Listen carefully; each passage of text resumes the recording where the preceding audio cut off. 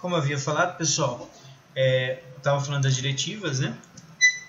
Temos aqui algumas diretivas que não estão sendo usadas, que a gente pode simplesmente com Ctrl RG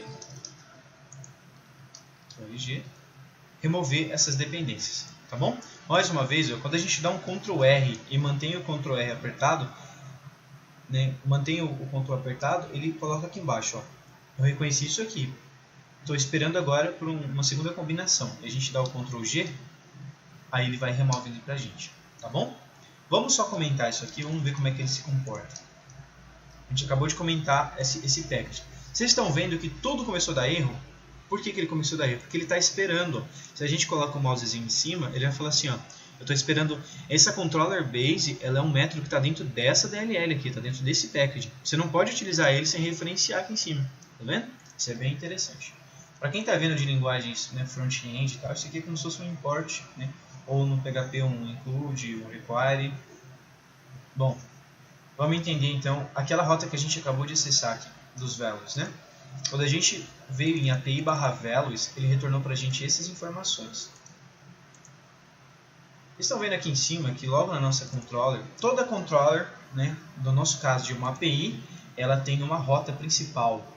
O que é essa rota principal? Esse route aqui, tá vendo?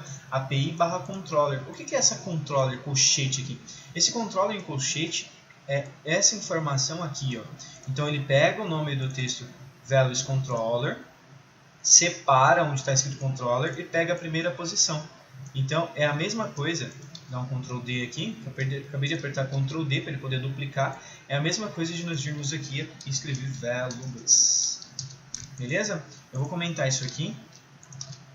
Viram aqui controller, né? E values, é a mesma coisa, tá bom? Esse aqui é um recurso legal do .NET, do .NET Core.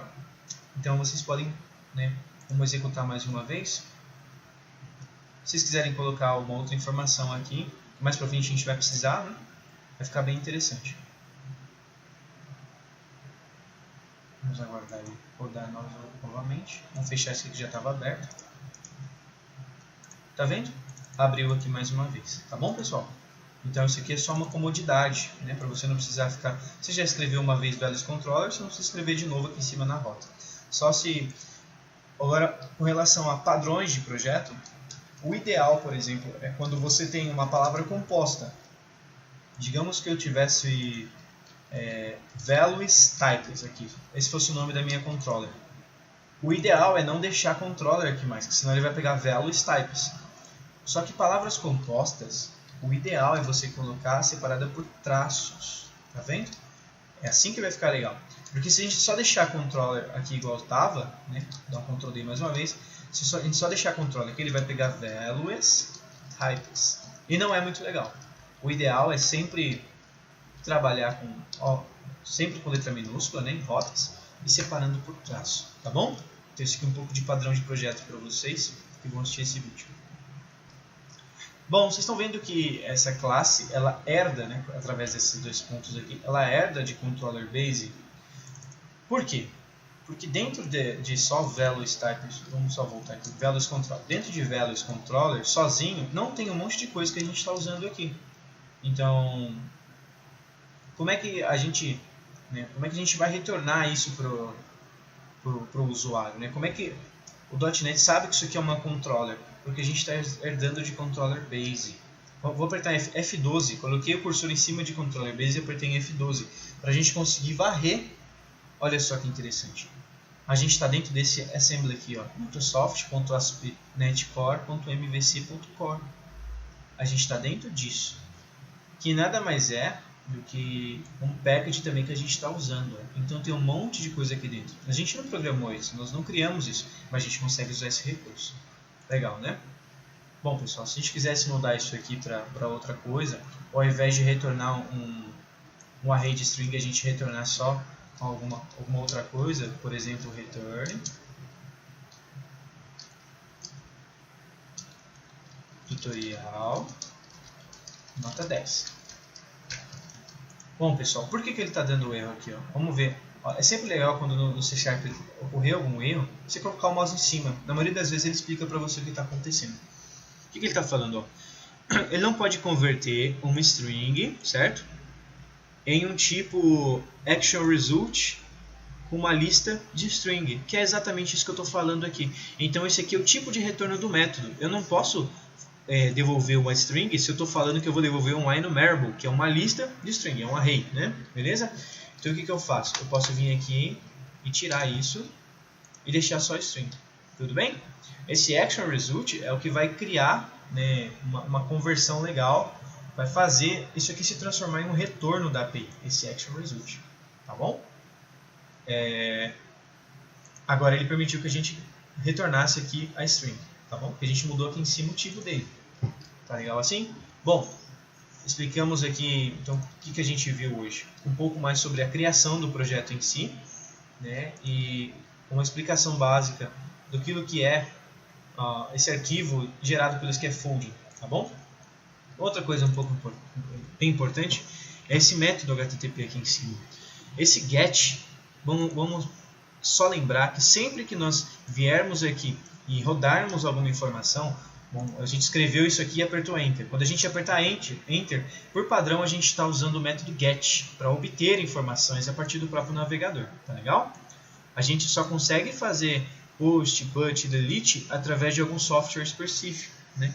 No próprio navegador aqui a gente não consegue vir fazer uma requisição post, por exemplo. Tá bom? Ou delete.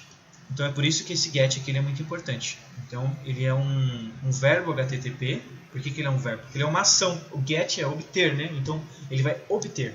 Essa é a ação dele, através dessa própria rota aqui. Isso aqui, como a gente tinha falado, é uma API. Mas a gente está usando o MVC de que maneira?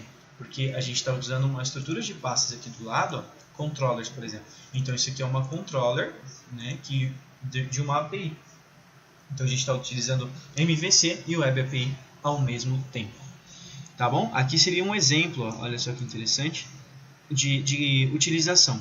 O post não vai ter nada na rota, vai vir direto dentro do corpo da requisição, né? From body aqui, ele até deixa. Tá legal? O put, se eu precisasse atualizar, eu ia enviar para ele o ID do cara que eu estou atualizando, do value que eu estou atualizando, e os dados de atualização. Tá bom? Isso aqui é bem interessante. Tem alguns outros arquivos aqui dentro dele de propriedade e tal, que é legal conhecer também. A gente já falou sobre as dependências, né? As properties aqui do projeto significam as configurações, até .json. Lembra que eu tinha falado daquela hora que isso aqui era um objeto? Então isso aqui representa um objeto. Legal, né? O que um JSON ele aceita? Ele aceita uma string, ele aceita um número, né? E ele aceita booleano, como é possível ver. Aceita também um objeto. Então essa propriedade desse JSON gigante aqui, essa primeira propriedade é uma string, esse segundo aqui é um objeto, tá vendo? Aí dentro desse objeto tem outras propriedades, tem subobjetos, tá legal? Então uma coisa interessante, qual foi a porta que ele abriu aqui pra gente? Vamos ver. Localhost, 44329. Qual foi a porta que ele abriu pra gente? 44329, que é exatamente a porta SSL. Ele cria uma porta específica para esse SSL, tá bom? Depois dê uma lida sobre o que é uma conexão, né, com SSL. Secure Shell Layer, então é uma camada adicional para proteção de dados, né, que utiliza criptografia para poder enviar um dado e receber um dado, né? Então um ataque, por exemplo, do tipo Man in the Middle, que é uma pessoa, por exemplo, conectada na sua própria Wi-Fi, digamos que tivesse uma pessoa conectada no seu Wi-Fi, obtendo os pacotes, né? Ou seja, ele está assistindo tudo o que está acontecendo. Digamos que você fosse lá no seu Facebook, por exemplo, e inserisse sua informação de usuário e senha e quisesse entrar, né?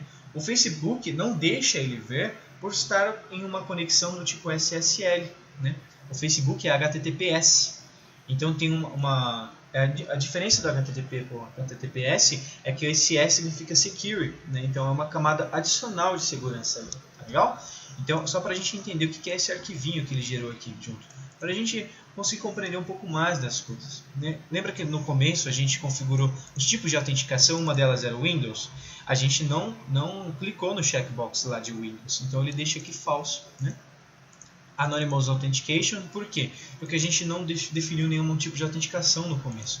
Isso aqui é o IIS que eu já expliquei. Essa aqui é o URL da aplicação quando não tem HTTPS, tá vendo?